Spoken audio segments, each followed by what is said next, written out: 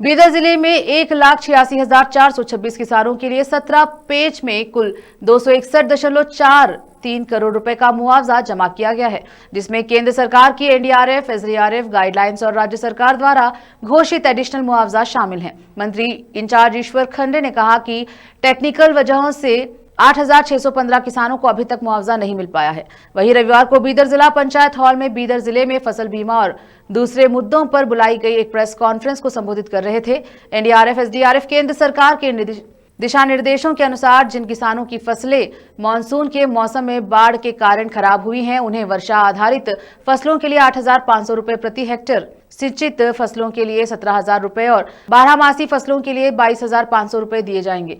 1,76,382 किसानों के लिए 10 चरणों में कुल 127.16 करोड़ रुपए सीधे किसानों के बैंक खातों में स्थानांतरित किए गए हैं। राज्य सरकार द्वारा घोषित 8,500 रुपए की अतिरिक्त मुआवजा राशि भी 1,86,426 किसानों के लिए कुल 134.27 करोड़ रुपए के लिए 7 चरणों में सीधे किसानों के बैंक खातों में स्थानांतरित कर दी गई है। कैमरामैन पपुराज का कवरेज।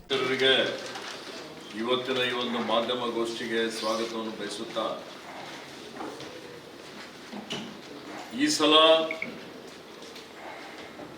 ಬೀದರ್ ಜಿಲ್ಲೆಯಾದ್ಯಂತ ಮುಂಗಾರು ಹಂಗಾಮಿನಲ್ಲಿ ರೈತರ ಬೆಳೆ ನಷ್ಟ ಆಗಿ ರೈತರು ಬಹಳಷ್ಟು ಸಂಕಷ್ಟದಲ್ಲಿದ್ದಂಥದ್ದು ನಾವೆಲ್ಲ ನೋಡಿದ್ದೇವೆ।